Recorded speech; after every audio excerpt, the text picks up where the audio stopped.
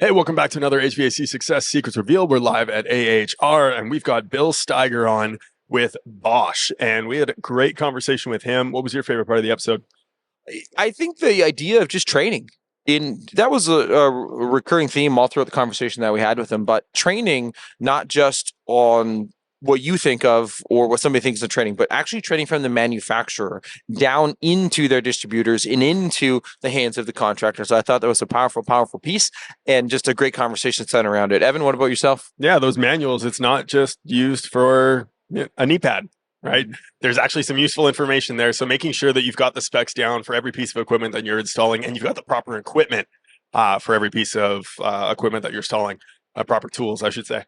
But it was a great episode, and we definitely want to hear from you. Leave a comment down below what you thought about the episode. And now a quick word from our sponsors so that we can actually make this show possible. CHIIRP, Elite Call, and On Purpose Media. So Elite Call, they are a U.S.-based call center champion for the home service industries for 20 years, actually. They've been outbounding clients' databases, filling dispatch boards with lucrative service and sales appointments and boosting memberships like no other. They don't make calls. They actually directly integrate into your CRM, giving you a seamless experience. Don't let your competition get ahead. Let Elite Call connect with your customers and fill your board. You can visit them today at elitecall.net right there. And we've got CHIIRP. Transform your home service business with CHIIRP, the ultimate automation toolbox. Capture more leads, connect instantly, and skyrocket your sales. CHIIRP integrates seamlessly with platforms like ServiceTitan and House Call Pro, offering automated texts, emails, and even ringless voicemails. Boost your Google reviews and customer loyalty with our proven rehash programs. Schedule your demo today and get an exclusive 25% off your first 3 months. Visit chirp.com/HSSR for HVAC Success Secrets Revealed and start boosting your revenue today. 5, 4, 3, 2, 1.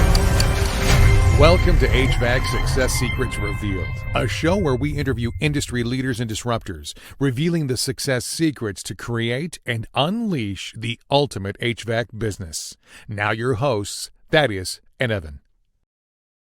Hey, welcome back to another episode of HVAC Success Secrets Revealed with Thaddeus and Evan, where we have good conversations with good people, and any good conversation worth having is worth having drunk. In this case, I'm hungover, Evan's drinking. So we're off to the races. We are live at the AHR 2024 Expo in Chicago. And today we have on William Staiger. Bill Staiger. That's I was going to okay. look down. I'm like, is it? That's all I was right. like, That's all right. Steiger. Oh, no, but hey, that's you okay. know. Well, welcome to the show. I know that you've been with Thanks. Bosch for over 30 years. Been in your recent Midwest regional sales for boilers and hydronics for the last 5.5 years, servicing 14 different states. So been in it for a minute. Yeah, it's an interesting and exciting industry. Love being here.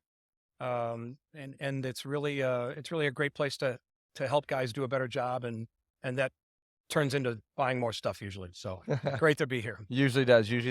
And one of the things that you're mentioning is that, you know, a lot of what you're seeing right now in your current role and working with individuals is a lack of training in and Yeah. around, specifically from, contractors and business owners having the appropriate training from the manufacturers. Yep. It's an issue in the industry. It's an unusual industry because there's no requirement from most of the manufacturers that says, contractor A has to have training in this air conditioning or this boiler or this water heater in order to install the product, right? That doesn't really exist so much in the industry.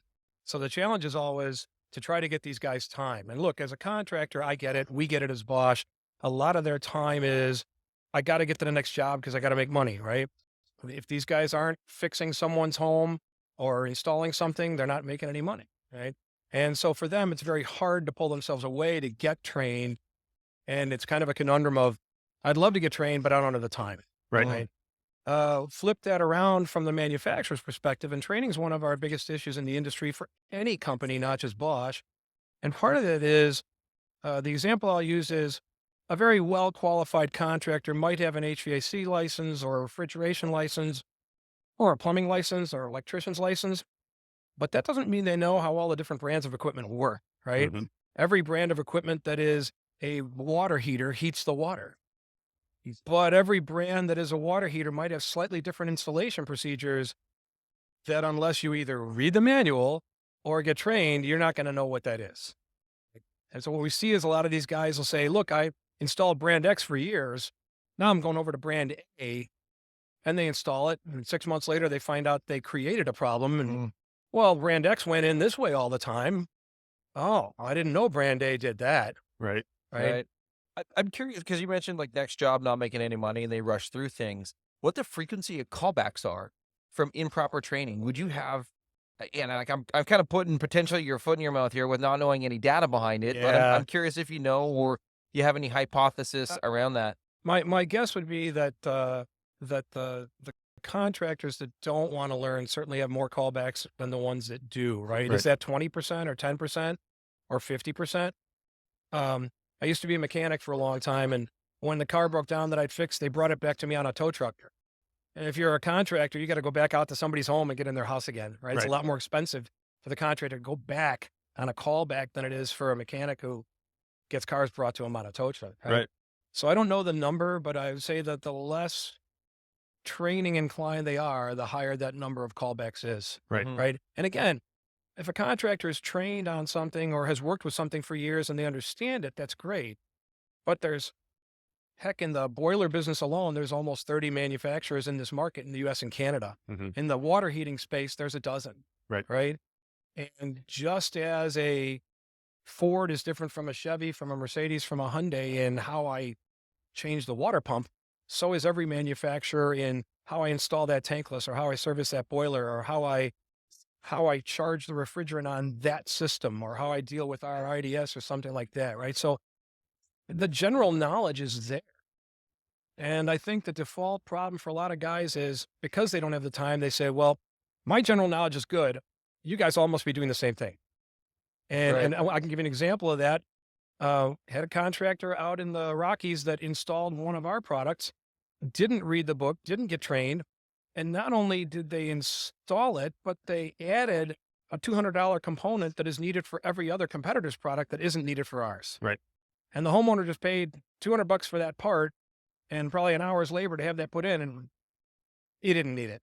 Right. Right. So they're creating their own havoc because of the issue of lack of training. And we get it. Sometimes they want to get trained, and they don't have the time. Sometimes they don't want to get trained.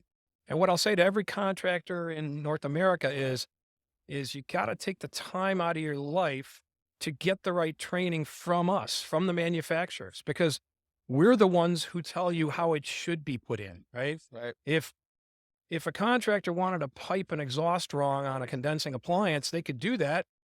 And the condensing appliance might destroy itself in a few months or a couple of years. You can't go buy a car and ask the car manufacturer to have the exhaust pipe back into the back seat because you like the smell of exhaust, because it would kill you, right? Yeah. But if a contractor did something like that wrong with the piping or the venting, no one's the wiser, and someone could get hurt or the appliance could die a very early death. So we as manufacturers would want to implore to the contractors that they are following the procedure that we decide is right for our appliance. Right. Right. So, and you mentioned the time thing, and I think that's a big part of it. So if you're sitting here having a conversation with a contractor business owner, and you're like, okay, well, training is a big thing. What would you tell them, and how would they implement training into their business from a manufacturer? So what I would tell them as a manufacturer is that, look, you don't have to send all of your guys for 3 days to get trained, right? That's not practical. You have houses to take care of in the winter. You got to keep people's heat on. In the summer, you got to keep cooling on. Everybody needs hot water, right? Nobody wants to be without hot water for more than a couple hours. if possible, right? Our showers at our Airbnb are lukewarm at best. Oh so. man, that's not good. You guys need a new Airbnb. But the reality of that is that I would talk about staggering training and setting up a schedule when it's convenient. Most manufacturers in the industry will work with the contractor. A lot of us use rep agencies to help us reach everybody. And those rep agencies will do training late at night or in the morning before the contractor goes out on his run, right? So there's ways to do it where you stagger the training time. And what I will say that's important is that once you decide you're going to be trained, it's important that everybody who's actually working on that product gets trained in it, right? Right. Don't send one of your guys out to install a $15,000 system when they don't know how it works, right? They've got to learn how that works before they go. Right? Correct. If you took your car to a dealership and you had a problem with the transmission, the dealership would put a guy on the transmission who's been trained by the factory on transmissions. Or at least you would hope they do. Right? Well, they have to, because they have agreements, right? Correct. Yeah. But again, this is, and the amount of time that you save with that, the amount of callbacks you can reduce, really, I would say that if you could reduce callbacks even by 20%, your income would grow by more than that, Correct. right? Because you're sending out a truck and a guy at a couple $100 an hour, and that guy's got to go out and fix something for free. Yep. Right. You know, so the amount of money you start to save when you know how it works, and you know how to reduce the time to install it because you were trained by us or one of our friendly competitors, right? It is so important. And these guys, look, I get it. These guys are all very smart. They're private businessmen. They're very technical. They've learned everything about water and electricity and flow and pressure. And yet they make simple mistakes because they don't know that appliance X needs to do this. Right. Well, and you use the vehicles as an example. You know, I instantly thought of one of my good buddies. You know, he was a mechanic at GM, and every couple months he would always be shipped out from his location down in Fernie to Calgary to do a 2-day training on the latest greatest GM thing. And It's a necessity. You have to do it. yeah, and if you're a dealer like that in that industry, you have to, or they pull your sign. Yes. Right? And in our industry, we kind of have to ask you contractors, hey, will you take our training? And it's an interesting dynamic. I wish it was reversed. I wish more of them would come to us or come to our distributors and say, I really need this training. Sometimes they don't see the value until something goes wrong. And Correct. at least, you know, from Bosch's perspective, we try to be very comforting and lenient with them. If they make a mistake, we'll say, okay, I'll help you with that problem, but now let us train you, because I can't keep paying you warranty to do the same thing over and over again when Right. it's not working. Well, and that's what's fascinating, though, is that you talk to contractors that have been in the industry for so long, and they've been running their business for 10, 20, 30 years, and you ask them, like, what would you wish you did differently when you were just starting out? Oftentimes they come back with training. When you look at pro sports, how much do they practice before they play? Way more than practice. way too much, right? Right, Yeah. absolutely. Like Unless you're the NFL. Bears, unless you're the Chicago Bears, then there's no practice. But yeah, in the NFL, you got 3 hours of a game each week Yeah, for 17 weeks. and they're practicing for days. Days on end, Days on right? end, right. Between being on the field, in film, in the recovery room, getting treatments done, all of that is a part of being prepared for the game. Yep, Baseball, you get 3 to 4 at-bats a game. That's it. that's it. And you're But how practicing. many swings in BP do you take? Yep. Now it's a little different. Those guys get paid a lot to play a sport, and contractors generally are guys who are keeping people safe and comfortable in the homes. It's a different dynamic. But to use that analogy Right, of you're being absolutely able right. to perform Yep. and play at your absolute best, how Mhm. much do you have to work on yourself to get better? And Yeah, all the you know, in this day and age with the internet, homeowners can find the installation manual for anything, Absolutely. right? And I feel really sorry for a contractor that didn't follow the manual or didn't follow the manufacturer, and then the homeowner calls them out and says, well, the book says you got to do it this way, and you did it wrong. I'm not paying God. you, right? And that Right. does happen. Oh, That I can does happen, imagine. right? Well, They get called out because yep. now this information's available that before the contractor could hide it. and Right. The guy, no homeowner could get a print of it. Now, oh my God, it's free. It's out there. Yep. Right. You know, and they, the educated buyer. yeah, the educated buyer, right? We're Yeah. seeing more and more of that. So I think that training would benefit the contractor greatly. It would reduce the cost for every manufacturer because now you're not sending out warranty parts when it's not really broken, Correct. Yep. right? The guy will diagnose something and they'll send out a part and, oh, well, that wasn't it. I guess I'll try another part, Right. you know? What about, incentivizing training? What are your thoughts on something like that from a manufacturer standpoint of potentially incentivizing training, or even a contractor standpoint to incentivize their techs to go to a training? So that's a great topic. Beyond the cost of coffee and donuts in the morning, sometimes that's about all we pay these guys to do. Nobody really has a program like that in the industry because the liability and the other factors that go into it. We say we're the manufacturers, all of us manufacturers, and we're going to put this product out there, and you're going to read this book. And if you don't read the book, you're not doing it right, right? Right. Yeah. But I think that good manufacturers will work very hard to set up training that works for the contractor, right? We, on our AC side, we have these refrigeration carts, these IDS carts, we call them, and every one of our reps and every one of our bigger distributors and all of our trainers have them. And we take that training to the contractor, right? On the hydronic side, we take some training to the contractor when they need live fire. We obviously do that in our offices because you can't cart around natural gas very easily. Right. But if the industry starts to make that shift, I think more and more companies are doing it where you're shifting towards going to the contractor or making it easy for them. I do have some distributors, even in my territory, that will they'll put a hook out there.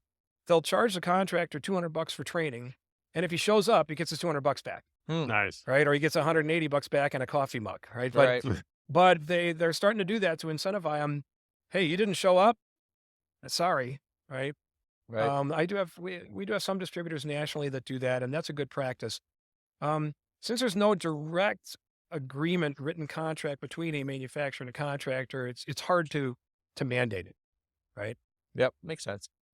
In talking about all of this, the training, everything that goes involved with it, I think a lot of times in callbacks, if a person were to look at proper sized equipment, right? I went through this when I bought my furnace. My rental place had 2 furnaces. I'm like, well, what's the size? And some of you are like, well, we're not going to just quote on the size. We're going to actually go do a load calc, right? And making Right. sure that the proper equipment is installed in the house. And I think that's probably a big part about it too. Well, and not just the proper equipment in the home, but having the proper equipment that you are working with. All Yes. that is an element of training, if you will, but equipment is important, both in how you size equipment when you're installing it, and then in how you service the equipment, right? And you're absolutely right. Coupled with training, equipment's probably the single most biggest investment a contractor has, right? So they're going to have to buy gas analyzers, which are expensive. They're going to have to buy refrigerant equipment. They're going to have to buy hydronic equipment, right? They're going to have trucks and that sort of thing. But equipment, you can't train properly without the right equipment, and you can't solve a problem without the right equipment. And in many cases, you can't even install it without the right equipment, right? Every manufacturer that makes a furnace or a condensing boiler or a condensing tankless water heater or an air conditioner has a requirement for equipment in the manual, and a lot of guys don't have it. I mean, I don't want to say it publicly, but there's a high percentage of guys in my territory that don't even own a gas analyzer, right? And when you open up our manual or any of our fine competitors' manuals across the US and Canada, if it's a furnace or a condensing water heater or condensing boiler, they all say you need a gas analyzer to set this product up properly when you commission it. Right. Right? Because look, I'll start there. Natural gas is different in different parts of the US and around the world, just like gasoline is, right? Yep. Florida has different blend of gas than Minnesota because of the freezing cold in the tank, right? Natural gas is the same way. There are different additives regionally, right? So a product that may have been made in Asia or Germany or the US, it was set up in the factory with that natural gas and then shipped here. Maybe it was shipped to Alberta. Maybe it was shipped to Chicago or Florida. And that gas is different. Oh yeah, and the air density is different. I'm at altitude, I'm at sea level, right? So that appliance isn't going to burn as efficiently as it did in the factory. And if the contractor doesn't go set that up with a gas analyzer, guess what? Maybe it's too lean and he's burning up electrodes every year, or it's too rich and it's sooting up the heat exchanger and blocking it, right? And then they blame the equipment. This thing sooted up on me after a couple of years. And in reality, if they had just put an analyzer on it, they would have found that out. Same goes for certain other equipment that we have on the refrigeration side, sizing right, doing a load calculation, doing what they call a manual J, whether it's an air conditioning system or a heat pump or a boiler. I have to size the product for the house correctly. Right. If I oversize, the product's going to die early because it's off, on, off, on, off. It's not working efficiently, right? Well, and you run into air quality issues with mold growing because Yeah, there's not enough exactly. humidification happening Exactly. at home. Yep. And if I oversize a boiler, I can kill it, right? Because it's Correct. going to short cycle too much, right? Yep. So I'm always running the risk of doing that if I'm not sizing properly, no matter what the equipment is, right? So I'm not saying something that any other manufacturer wouldn't say. Equipment to commission product is product-based and it's based on us, right? I always go back to our dealership analogy. I talk to contractors all the time and I say, look, when you go to buy your new F-150, you can't tell Ford to put the gas tank in the back seat because you like the smell of gas. But you cannot use the right equipment on mine, and then when it breaks, you're going to blame me, right? Come on. Yep. So the reality is that we know what equipment we need for contractors to install our product. and we know how we want them to use that equipment. And in some cases, that's a matter of life or death, right? Right. If my combustion process is off and a pipe leaks or something happens, that's right. People can get really hurt with that product. So having the right equipment, no matter what it is, whether it's setting up and commissioning the product or maintaining the product, that information's in the manual. If you don't want to read the manual, ask your rep, ask your factory person, your manufacturer. We'll tell you what you need to do to put it in the right way. Right. And too many guys, they did it that way for 20 years. Yep. And it worked on that piece of equipment.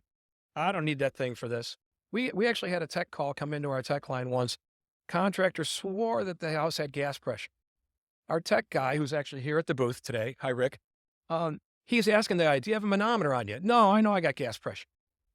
He said, come on, humor me, go get one, right? After he argued with the guy. The guy goes out, comes back in with a sheepish voice and says, I owe you an apology. I said, what? He says, yeah, I walked around the other side of the house with the manometer and the gas company had a lock on the gas meter. So there was no gas pressure.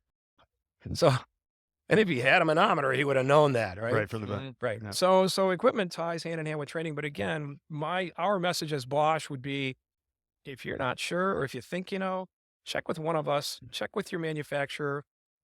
Even though they're all furnaces and they're all boilers and they're all tankless water heaters, there's something a little bit different about each one of them when you install them, and you don't know what you don't know. And ignorance is not bliss, as No, we it's said not for bliss. the last Absolutely like not. 17 episodes. So. There you go. I've been saying that for a lot longer than Absolutely 17 not. episodes. So, that's kind of the message from Bosch. Training and equipment are really important, and not just for us, for everybody. Can't understate it more.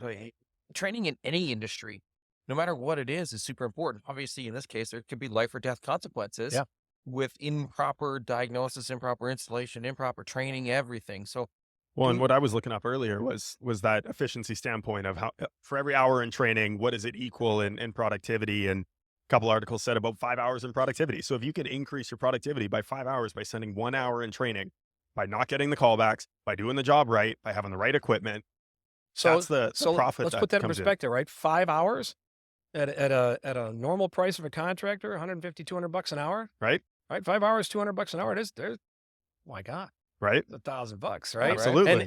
And that means that if he was more productive, maybe he can get 3 jobs done that day instead of 2. Right. Maybe he can hang 4 water heaters instead of 2. Right. But here, let's multiply this though. So if you have in-house training and you're doing some of that there, you bring some of there, you send a couple of people out. Okay, well, let's say you send 5 techs out there. Yeah. Well, that's still for 1 hour, 5 techs. Yeah. And if you pay your people, let's say $50 an hour, let's just make the math easy, it's $250. But if you have 5 hours for 5 techs, that's $5,000. Yep. That's really that really hits home, guys. Right? Think about that. $250 to get $5,000 in return. And huge return on investment. Right in here, it's not always about the return on investment and the revenue, but that's just another way to frame it. That it's important. But that's one of the pushbacks that you get from contractors is I can't afford the time to send them out there because I need them running calls. You can't afford not to. Right? Exactly. That's that example right there. Is and you quite can't afford not frankly, to. I don't disagree, but I'll take a little issue with it. A private contractor is his own company, and it is his responsibility that his company succeeds for his family, his employees' families, his employees, that everybody can make a good living and do what they do, right? And if you're not thinking about return on investment, you're not doing a service to your employees, right? You're really not. Yeah. Right. Yeah. And it's not just a return on investment in your bottom line. It's like a lot of people think ROI is this tangible dollar amount, but there's also intangible ROI. It really goes into it, and this is one of them. I mean, think about it. If they're trained and they're trained the right way and they know the proper equipment, do you think they're going to be a lot more happier doing the work and having to not have to go back to the callbacks all the time and having angry customers because their shit broke down? Absolutely. Right. Yep. You know what I mean? The best guys, we see them in training and we don't see them out on a job site because they know how to do it. Right. Yep. The guys that we're seeing on a job site a lot are the guys that are, man, I'm stuck. Right. Right.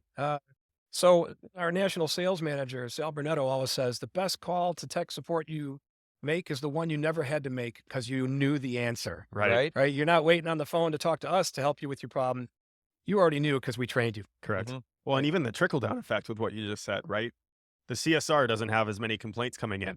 So Right. now she's happier doing her job and she's happier booking calls. The Absolutely. sales guy is often the one that gets the call saying, hey, something's wrong. They just installed the equipment and it's not working all of a sudden. Right. Right. So now they're happier. How much more efficient are they on their calls? How much more Exactly. can they sell because they have better conviction in Absolutely. their product? Absolutely. So And Google reviews. Google reviews. Oh man, we didn't have the Google when I was a kid, right? But I mean, it'll and listen. Little known fact for contractors out there: if you're not managing a Google presence or a Facebook presence, guess what? Google and Facebook will make a page for you when enough people complain or say something good about you. Yeah. Correct. And so then it's out of your control and you're not managing any of it. Right. And that's a risk that people can't even take, but they don't know about it. A lot of guys don't know. Right. So Google Sure. reviews, do the right thing. Yeah, 100%. Manage those pages. Yeah, do what's right.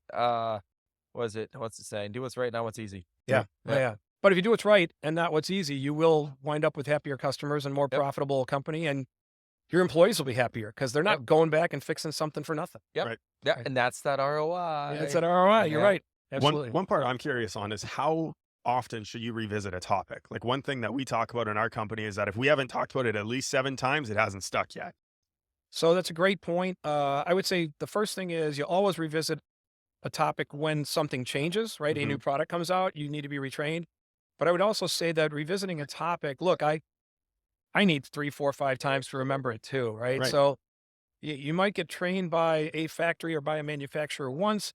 Maybe you need to revisit with them a couple times a year, or maybe you even just need to create a little bit of energy in the shop of, a little program incentive for the guys. Hey, who can remember 3 weeks later?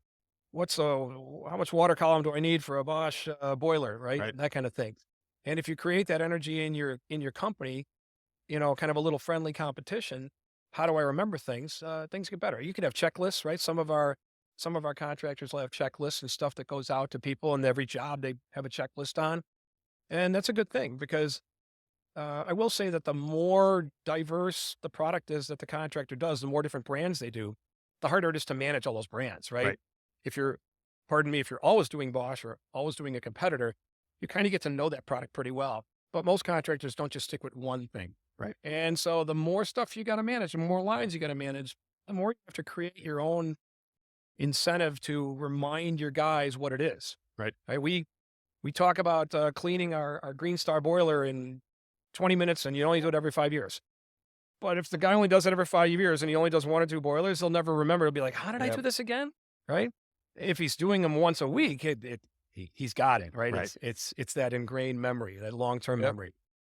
So I would say you're right. I think that they have to figure out ways for themselves to keep engaged, even on existing product, especially when their technicians are new at it. Right. Well, and I just had a thought too of when we used to run a Cutco office, the idea of putting together a contest after you trained on something, because knowledge isn't power; it's potential power. Yes. It's the application of knowledge that's actually going to put it into practice so that you then ingrain it, right? So putting together some type of reward, some type of incentive to actually apply what it is that you just trained on, take pictures of it, send it back to the office, etc. Whatever it is, but how can we put into practice what it is that we just So learned? here's a little challenge for the contractors, right? As far as I know, and I'm not the expert of everything, but as far as I know, most of us manufacturers don't have tests, right? They don't Correct. make the contractor take a written test when they come in for 2 hours of IDS training on a 6 a.m. before they go out on their calls, right? But if you're the owner of that contractor and you created a little test, how much did the guy retain, right? Hey, you just sent 5 guys to tankless water heating training, and the next day you ask them a couple of questions. Did you retain that? Well, if you didn't remember that, maybe we should look at the book, or we should talk to our rep, or we should talk to our factory guy and go, what was that again? Right? Because otherwise, that knowledge just went poof, right? It's gone. It's Yeah. gone. It's a waste of time. Absolutely gone. Yep. Right. Yeah. Yep. Love it.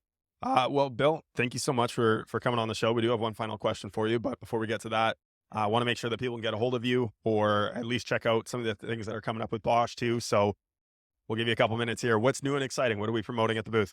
So what's new at the booth this year is on the hydronic side, we have our hybrid hot water tank, right? It is a heat pump with an electric storage tank, so 50 and 80 gallon. We've got electric elements as backups, and we have our heat pump on the top, making our hybrid water heater kind of a new futuristic kind of product. There's not too many manufacturers yet that are doing it. The hybrid water heater will be very, very energy efficient compared to even a gas water heater. It's about 3 times more efficient than a gas water heater. That's new. On the refrigeration side, we do have some new products in our water source heat pumps. We also have our new IDS, which is our new super cold climate IDS that is going to work down to let me get this straight, five above, and it's 100% efficient at 5 above, and it works down to below minus 13. Nice. So those are some new exciting products we have here. We're constantly innovating in the direction of electrification at Bosch. We are part of a much bigger part of Bosch, but we are the fastest growing division of Bosch worldwide, and this region is one of the fastest growing regions. So electrification is the buzz. We still make a lot of fire because there's still a lot of places that need fire for now. The ways of the future, the sky's the limit. 15 years ago, nobody thought a heat pump could get down to minus 22. Right. Right, and today they can. Yeah. So how much longer is it before we really don't need to burn fossil fuel to heat a home Mhm. or you heat it, or do any energy, right? So great products. If you want to check us out, you can also go to Bosch.com, or you can go to BoschHomeComfort.com, and you can find us at those locations. If you can't remember anything, go to Bosch.com and you'll see all the different business units of Bosch there. But Bosch Home Comfort is one of our other websites. There's some older ones out there that are still used. So if somebody forgets who we are and they think we're Bosch Thermotechnology, you can still go to BoschThermotechnology.com or Bosch-Climate.com. They all work, right? Yeah. But if you look up Bosch, you'll find out we're a very diverse company. We are in almost every country on the planet. We manufacture on almost every continent except Antarctica. A wide range of products, from our products all the way through automotive and power tools and security systems and appliances. Quite a bit. So thanks, guys. Thanks for having me. I really appreciate your time. No, No thank you. worries. But we do have the one last question. Oh, no. Oh, no. Yeah. What is one question that you wish people would ask you more, but don't? Can you tell me how this works? I mean, I would ask that question, but I think the whole episode is the summation There of you that go. question. In right? this industry, that's the question I want to hear. Right. Right. Yeah. So, Perfect. I love it. Well, thank you for taking the time. thanks, guys. No worries. And until next time. Cheers. Well, that's a wrap on another episode of HVAC Success Secrets Revealed. Before you go, 2 quick things. First off, join our Facebook group, facebook.com/groups/HVAC Revealed. The other thing, if you took one tiny bit of information out of this show, no matter how big, no matter how small, all we ask is for you to introduce this to one person in your contacts list. That's it. That's all. One person. So they too can unleash the ultimate HVAC business. Until next time, cheers.